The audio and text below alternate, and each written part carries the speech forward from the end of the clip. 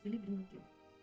Então tá aqui, Deus falando conosco o tempo todo por aqui, por todas essas folhas aqui, bem fininhas. É Deus falando conosco desde o princípio, desde Gênesis até Apocalipse. É a palavra de Deus, gente, é a voz de Deus falando conosco. É a voz de Deus falando conosco. Olá, boa tarde, tudo bem? Hoje seria um dia para a gente continuar a leitura do livro de João, mas eu fui despertada com um tema, e esse tema é bem intrigante, que diz assim: o diabo, ele em tudo tenta imitar a Deus. Então, eu vim aqui pesquisar para saber mais, né? E aonde eu posso encontrar versículos, trechos na Bíblia que falam sobre isso. Então, eu encontrei aqui um site bem interessante que chama ministériofiel.com.br e diz assim: Satanás não é o iniciador, ele é um imitador. Deus tem um filho unigênito, o Senhor Jesus Cristo. De modo similar, Satanás tem o filho da perdição. Está em 2 Tessalonicenses, capítulo 2, versículo 3. Existe uma trindade santa, de maneira semelhante, existe a trindade do mal, em Apocalipse, capítulo 20, versículo 10. Lemos nas Escrituras a respeito dos filhos de Deus. Lemos também sobre os filhos do maligno, em Mateus, capítulo 13, versículo 38. Deus realmente realiza em seus filhos tanto o querer como executar a sua boa vontade? Somos informados que Satanás é o espírito que agora atua nos filhos da desobediência, em Efésios 2, versículo 2. Existe um ministério da piedade? 1 Timóteo 3, versículo 16. Também existe o mistério da iniquidade. Em 2 Tessalonicenses, capítulo 2, versículo 7. A Bíblia nos diz que Deus, por meio de seus anjos, sela os seus servos e suas frontes, em Apocalipse 7, versículo 3. Aprendemos igualmente que Satanás, por meio de seus agentes, coloca uma marca sobre as frontes de seus servidores, em Apocalipse 13, 16. As Escrituras nos revelam que o Espírito a todas as coisas perscruta até mesmo as profundezas de Deus, em 1 Coríntios 2, 10. De maneira semelhante, Satanás possui as suas coisas profundas, em Apocalipse 2, 24. Cristo realiza milagres? Satanás também pode fazer isso, em 2 Tessalonicenses, capítulo 2, versículo 9. Cristo está sentado em seu trono? De modo semelhante, Satanás tem o seu trono, em Apocalipse 2, 13. Cristo possui uma igreja? Satanás tem a sua sinagoga. Apocalipse 2, versículo 9. Cristo é a luz do mundo? De modo similar, o próprio Satanás se transforma em anjo de luz. Está em 2 Coríntios, capítulo 11, versículo 14. Cristo designou os seus apóstolos? Satanás também possui os seus apóstolos. Em 2 Coríntios 11, 13. Tudo isso nos leva a considerar o evangelho de Satanás. Satanás é um arqui-imitador. Ele está agora em atividade no mesmo campo em que o Senhor Jesus semeou a boa semente. O diabo está procurando impedir o crescimento do trigo utilizando de outra planta, o joio, que em aparência se assemelha muito ao trigo. Em resumo, por meio de um processo de imitação, Satanás está almejando neutralizar a obra de Cristo. Portanto, assim como Cristo tem um evangelho, Satanás também possui um evangelho, que é uma imitação sagaz do evangelho de Cristo. O evangelho de Satanás se parece tanto com aquele que procura imitar que multidões de pessoas não salvas são enganadas por este evangelho. O apóstolo Paulo se referiu a este evangelho quando disse: Admira-me que estejais passando tão depressa daquele que vos chamou na graça de Cristo para outro evangelho, o qual não é outro, senão que alguns que vos perturbam e querem perverter o evangelho de Cristo. Está em Gálatas, capítulo 1, versículos 6 e 7. Este falso evangelho estava sendo proclamado mesmo nos dias do apóstolo. E uma terrível maldição foi lançada sobre aqueles que o pregavam. O apóstolo continuou: mas ainda que nós, ou mesmo um anjo vindo do céu, vos pregue evangelho que vá além do que vos temos pregado, seja anátema. Então, tudo o que estiver fora da Bíblia, que seja anátema, aquilo que não estiver dentro do que está escrito na Bíblia.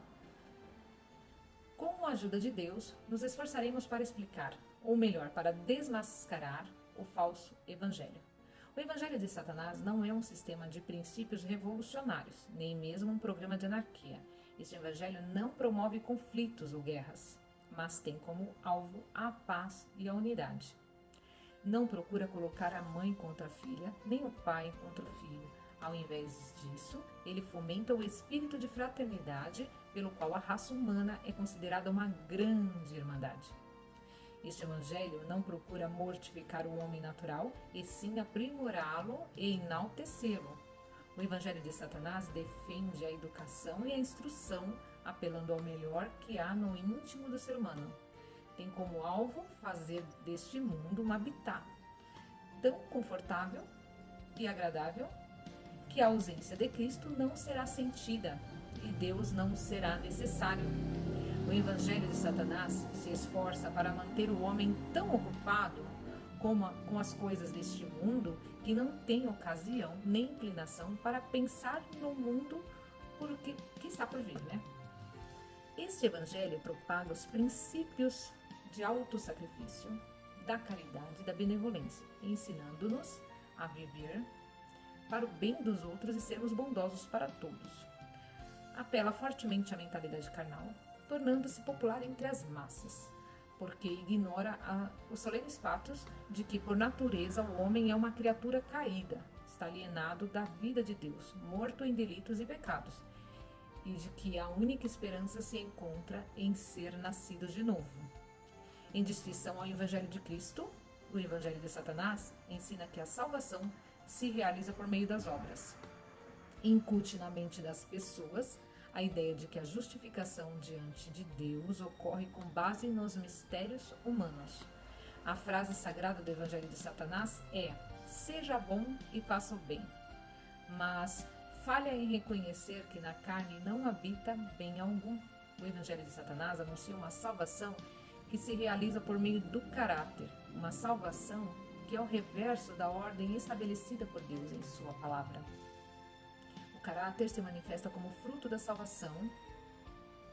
As ramificações e organizações deste evangelho são multiformes: temperança, movimentos de reforma, associações de cristãos socialistas, sociedades de cultura ética, congressos sobre a paz. Todas essas coisas são empregadas, talvez inconscientemente, em proclamar este evangelho de Satanás. A salvação pelas obras. Cristo é substituído pelo cartão de apelo. O novo nascimento do indivíduo é trocado pela pureza social, e a doutrina e a piedade são substituídas por filosofia e política. A cultivação do velho homem é considerada mais prática do que a criação de um novo homem em Cristo Jesus, enquanto a paz universal é procurada sem a interposição e o retorno do príncipe da paz. Os apóstolos de Satanás não são donos de bares e negociantes de escravos brancos. Em sua maioria, eles são ministros do evangelho ordenados por igrejas. Milhares daqueles que ocupam os púlpitos das igrejas modernas não estão mais engajados em apresentar as verdades fundamentais da fé cristã. Eles deixaram de lado a verdade e se entregaram a fábulas. Em vez de magnificarem a grande beleza do pecado e revelarem as suas eternas consequências, tais ministros minimizam o pecado, por declararem que este é apenas uma ignorância ou uma ausência do bem. Em vez de advertirem seus ouvintes a fugirem da ira vindoura, tais ministros tornam Deus um mentiroso, por declararem que ele é muito amável e misericordioso e que por isso mesmo não enviará qualquer remissão. Tais ministros apenas apresentam Cristo como o grande exemplo e exortam seus ouvintes a seguirem os passos dele. Temos de afirmar a respeito desses ministros, porquanto, desconhecendo a justiça de Deus e procurando estabelecer a sua própria, não se sujeitaram a que vem de Deus, em Romanos 10:3. A mensagem deles talvez pareça bastante plausível e seu objetivo digno de louvor, todavia, lemos a respeito deles, porque os tais são falsos apóstolos, obreiros fraudulentos, transformando-se em apóstolos de Cristo. E não é de admirar, porque o próprio Satanás se transforma em anjo de luz. Não é muito pois, que os próprios ministros se transformem em ministros de justiça, e o fim deles será conforme as suas obras. Está em 2 Coríntios, capítulo 11, versículo de 13 a 15. Além do fato de que centenas de igrejas estão sem líderes que proclamem fielmente todo o conselho de Deus e apresentem um caminho de salvação dele. Também temos de encarar o fato de que a maioria das pessoas destas igrejas provavelmente tem de aprender a verdade por si mesmas. O culto familiar, onde uma porção da palavra de Deus deveria ser lida todos os dias, é atualmente, mesmo nos lares de muitos crentes nominais, uma coisa do passado, infelizmente, né? A Bíblia não é exposta no púlpito, nem lida nos bancos das igrejas. As exigências de uma época repleta de atividades são inumeráveis, de modo que milhares de crentes têm pouco tempo e menos ainda a inclinação de prepararem-se para o encontro com Deus. Por isso, a maioria dos que são muito indolentes para investigarem por si mesmo são deixados à mercê daqueles a quem eles pagam para examinarem as Escrituras no lugar deles. Muitos deles negam a sua confiança em Deus, por estudarem e exporem os problemas econômicos e sociais e não os oráculos de Deus. Em Provérbios capítulo 12, lemos: há caminho que ao homem parece direito, mas ao cabo dá em caminhos de morte. Este caminho que termina em morte é uma ilusão do diabo. O evangelho de Satanás é um caminho de salvação por meio das realizações humanas. É um caminho que parece direito, ou seja, é um caminho apresentado de uma maneira tão plausível que apela ao homem natural e de uma maneira tão sutil e atrativa que recomenda a si mesmo a inteligência de seus ouvintes. Multidões incontáveis são seduzidas e enganadas por este caminho, devido ao fato de que ele se apropria de uma terminologia religiosa, recorre às vezes à Bíblia para sustentar a si mesmo, sempre que isto for conveniente aos seus propósitos, e defende ideais nobres diante dos homens, sendo proclamado por aqueles que foram graduados em nossas instituições teológicas. O sucesso de um falsificador de moedas depende de quão parecida a moeda falsa se torna com a genuína. A heresia não é uma negação completa da verdade, e sim uma perversão da verdade. Esta é a razão por que uma mentira incompleta é mais perigosa do que uma mentira completa. Por isso, quando o pai da mentira sobe ao púlpito, ele não costuma negar abertamente as verdades fundamentais do cristianismo. Pelo contrário, ele as reconhece astutamente e, em seguida, apresenta uma interpretação errônea e uma falsa aplicação. Por exemplo, ele não manifestará uma tolice tão excessiva a ponto de anunciar ousadamente sua incredulidade em um Deus pessoal. Satanás admite a existência de um Deus pessoal, mas em seguida apresenta uma falsa descrição do caráter desse Deus. Satanás anuncia que Deus é o Pai espiritual de todos os homens, quando as Escrituras nos dizem claramente que somos filhos de Deus mediante a fé em Cristo Jesus, que está em Gálatas, capítulo 3, versículo 26, e que a todos quantos o receberam, deu-lhes o poder de serem feitos filhos de Deus, em João, capítulo 1, versículo 12. Além disso, Satanás declara que Deus é extremamente misericordioso e jamais enviará qualquer membro da raça humana para o inferno, quando Deus mesmo afirmou: se alguém não foi achado inscrito no livro da vida, esse foi lançado para dentro de um lago de fogo. Está em Apocalipse 20:15. Então Satanás não seria tão medíocre a ponto de ignorar o personagem central da história da humanidade, o Senhor Jesus. Pelo contrário, o evangelho de Satanás recorre ao Senhor Jesus como o melhor homem que já viveu. Este evangelho atrai a atenção das pessoas às obras de compaixão e de misericórdia realizadas por Jesus, a beleza de seu caráter e a sublimidade de seus ensinos. A sua vida é elogiada, mas a sua obra vicária é ignorada. A importantíssima obra de expiação na cruz nunca é mencionada, enquanto a sua triunfante ressurreição física dentre os mortos é considerada como uma das credulidades de uma época de superstições. Este evangelho não contém o sangue da expiação e apresenta um Cristo sem cruz, que é recebido não como Deus manifestado na carne, e sim apenas como um homem ideal.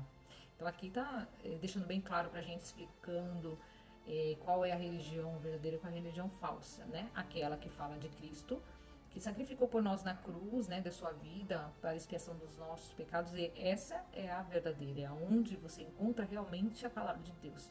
Aquela que não cita Jesus Cristo como centro, em que faz do homem o centro, essa, com certeza, você pode ter a certeza absoluta que é a religião falsa, porque a religião verdadeira exalta Cristo, porque Cristo veio em forma de homem. Foi a palavra, que o verbo, foi a palavra que era verbo e se transformou em carne, na figura de Jesus Cristo.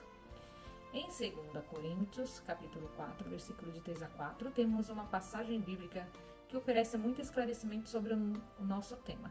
Esta passagem nos diz: se o nosso evangelho ainda está encoberto, é para os que se perdem que está encoberto, nos quais o Deus deste século, que é Satanás, cegou o entendimento dos incrédulos, para que lhes não resplandeça a luz do evangelho da glória de Cristo, o qual é a imagem de Deus. Satanás cega a mente dos incrédulos por ocultar-lhes a luz do evangelho de Cristo e por substituí-lo pelo seu próprio evangelho. Ele é apropriadamente chamado de Diabo e Satanás, o sedutor de todo mundo, em Apocalipse 12, versículo 9. Apenas em apelar ao melhor que existe no homem, em exortá-lo a seguir uma vida nobre, Satanás fornece uma plataforma geral sobre a qual as pessoas de diferentes tons de opinião podem se unir a proclamar esta mensagem comum. Citamos novamente Provérbios capítulo 14, versículo 12. Há caminho que ao homem parece direito, mas ao cabo dá em caminhos de morte. Alguém já disse em considerável verdade que o caminho para o inferno está pavimentado com boas intenções. Haverá muitos no lago de fogo que recomendaram suas próprias vidas com boas intenções, resoluções honestas e ideais elevados. Aqueles que eram justos em seus relacionamentos, corretos em suas transações e caridosos em todos os seus procedimentos. Homens que se orgulhavam de sua integridade, mas que procuravam justificar-se a si mesmos diante de Deus por meio de sua justiça própria. Homens de boa moralidade, misericordiosos, magnânimos, mas que nunca se viram como pecadores culpados, perdidos e merecedores do inferno e necessitados de um Salvador. Este é o caminho que parece direito, é o caminho que a si se recomenda a mente carnal e as multidões de pessoas iludidas em nossos dias. O engano do diabo afirma que podemos ser salvos por meio de nossas próprias obras e justificados por meio de nossos atos, enquanto Deus nos declara em sua palavra: pela graça sois salvos mediante a fé, não de obras para que ninguém se glorie, e não por obras de justiça praticadas por nós, mas segundo a misericórdia que ele nos salvou. Há alguns anos conheci um homem que era um pregador leigo e obreiro cristão entusiasta. Durante 7 anos ele estivera engajado na pregação pública em atividades religiosas. No entanto, por meio das expressões que ele utilizava, eu mesmo duvidei se ele era nascido de novo. Quando comecei a questioná-lo, descobri que ele tinha um conhecimento muito imperfeito das Escrituras e apenas uma vaga noção sobre a obra de Cristo em favor dos pecadores. Por algum tempo procurei apresentar-lhe o caminho da salvação de uma maneira simples e impessoal e encorajá-lo a estudar a palavra de Deus, na esperança de que, se meu amigo ainda não era salvo, Deus se agradaria em revelar-lhe o Salvador em que ele necessitava. Uma noite, para nossa alegria, aquele que estivera pregando o Evangelho por vários anos confessou que havia encontrado a Cristo somente na noite anterior. Ele reconheceu, usando as suas próprias palavras, que estivera apresentado o Cristo ideal e não o Cristo da cruz. Creio que existem milhares de pessoas semelhantes a este pregador, pessoas que talvez foram trazidas à escola dominical, aprenderam sobre o nascimento e a vida e os ensinos de Jesus Cristo, pessoas que creem na historicidade da pessoa de Cristo, pessoas que esporadicamente se esforçam para obedecer os preceitos de Jesus e pensam que isso é tudo o que é necessário para a salvação. Com frequência, esse tipo de pessoa, quando atinge a maturidade e sai para o mundo, depara-se com os ataques de ateístas e infiéis, dizendo-lhes que Jesus de Nazaré nunca viveu neste mundo. mas as impressões dos primeiros contatos com o Evangelho não podem facilmente ser apagadas. E tais pessoas permanecem firmes na confissão de que creem em Jesus. Apesar disso, quando a sua fé é examinada, com muita frequência descobre-se que, embora acreditem em muitas coisas sobre Jesus, tais pessoas realmente não creem nele. Em sua mente, elas acreditam que ele realmente viveu neste mundo, e por crerem nisso, imaginam que são salvas. Mas nunca abaixaram as armas de sua guerra contra Jesus, sujeitando-se a ele. Nem creram nele verdadeiramente com todo o seu coração. A simples aceitação de uma doutrina ortodoxa sobre a pessoa de Cristo, sem o coração haver sido conquistado por ele e sem a vida lhe ser consagrada, é outra fase do caminho em que ao homem parece direito, mas ao cabo dá caminho de morte. E, em outras palavras, é outro aspecto do Evangelho de Satanás. E agora, qual é a sua situação? Você está no caminho que parece direito, mas termina na morte, ou no caminho estreito que conduz à vida? Você abandonou verdadeiramente o caminho largo que conduz à perdição? O amor de Cristo criou em seu coração um ódio e horror por tudo aquilo que é desagradável a Deus? Você tem desejo de que Ele reine sobre você? Em Lucas 19,14, você está descansando plenamente na justiça de Cristo e no sangue dele para a sua aceitação diante de Deus? Aqueles que estão confiando em formas exteriores de piedade, como o batismo ou a confirmação, aqueles que são religiosos, porque isto é considerado característica de respeitabilidade, aqueles que frequentam alguma igreja, porque fazê-lo está na moda, e aqueles que se unem a alguma denominação, porque supõem que esse passo os capacitará a se tornarem cristãos. Todos esses estão no caminho que, ao cabo, dá em morte. Morte espiritual e eterna. Não importa quão puros sejam os nossos motivos, quão bem intencionados os nossos propósitos, quão nobres as nossas intenções, quão sinceros os nossos esforços. Deus não nos reconhece como seus filhos enquanto não recebemos o seu Filho. Uma forma ainda mais ilusória do Evangelho de Satanás consiste em levar os pregadores a apresentar o sacrifício expiatório de Cristo e em seguida dizerem aos seus ouvintes que a única exigência de Deus para eles é que creiam no seu Filho. Por meio disso, milhões de almas que não se arrependem são iludidas, pensando que foram salvas. Mas o Senhor Jesus disse: se não vos arrependerdes, todos igualmente perecereis. Está em Lucas, capítulo 13, versículo 13. Arrepender-se significa odiar o pecado, sentir tristeza por causa do pecado e converter-se dele. É o resultado da obra do Espírito Santo em tornar o coração contrito diante de Deus. Ninguém, exceto a pessoa de coração quebrantado, pode crer de maneira salvífica no Senhor Jesus Cristo. Afirmamos mais uma vez que milhares estão iludidos ao supor que aceitaram a Cristo como seu Salvador pessoal, quando na realidade ainda não o receberam como seu Senhor. O Filho de Deus não veio ao mundo para salvar seu povo nos pecados deles, e sim para salvá-los dos pecados deles. Em Mateus 1, versículo 21. Ser salvo dos pecados significa ser salvo do ignorar e do rejeitar a autoridade de Deus. Significa abandonar o curso de vida caracterizado pelo egoísmo e pela satisfação pessoal. Ou, em outras palavras, abandonar o nosso próprio caminho. Está em Isaías 55, versículo 7. Ser salvo significa sujeitar-se à autoridade de Deus, render-se ao domínio dele, oferecer-nos a nós mesmos para sermos governados por ele. Aquele que nunca tomou sobre si o jugo de Cristo, aquele que não está verdadeira e diligentemente procurando agradar a Cristo em todos os aspectos de sua vida e continua supondo que está confiando na obra consumada de Cristo, esse está iludido por Satanás. Em Mateus 7, há duas passagens que nos mostram os resultados aproximados entre o Evangelho de Cristo e a falsificação de Satanás.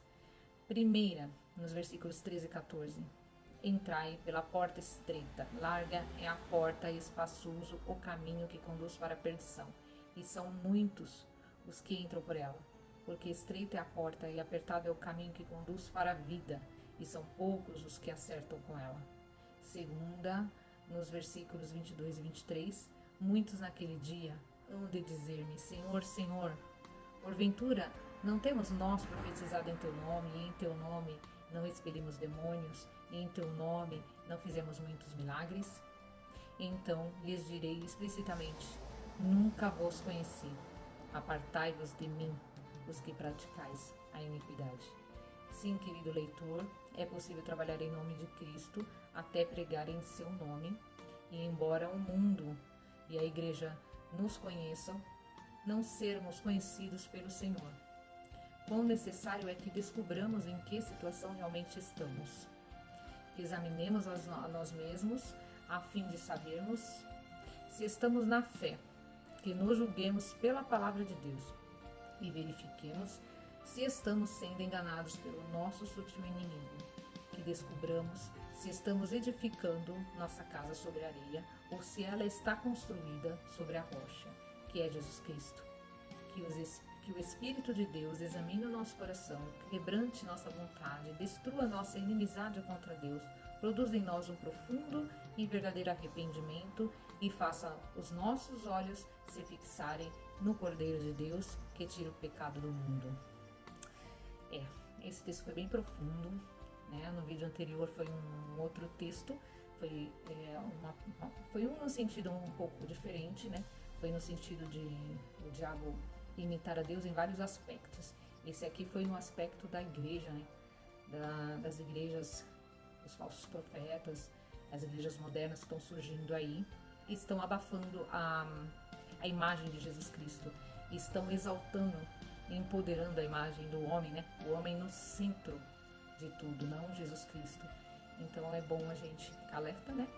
Foi um despertar, sim, que acordei no período da manhã com essa voz, esse pensamento que eu falo pra gente parar sem pressa e prestar atenção na voz de Deus, né? Porque você escuta, você ouve a voz de Deus desse lado aqui, lado direito, você ouve a voz de Deus. Então toda vez que você ouvir essa voz do teu lado direito, é uma voz doce, branda, meiga, você para e analisa, e aí você vai chegar à conclusão que realmente foi Deus que te despertou. Eu tô aqui, fiz a pesquisa no Google mesmo, fui procurar alguns sites, alguns textos e li, e me deparei com esse texto aqui magnífico, né? De um fundamento assim profundo. É um texto que vale a pena a gente meditar nele, tá bom? Muito obrigada por você ter ficado até aqui comigo mais uma vez. Peço para que curte, compartilhe, comente algo para que nós possamos interagir. E inscreva-se no meu canal se for relevante para você, tá bom? Obrigada e até outro dia. Deus abençoe.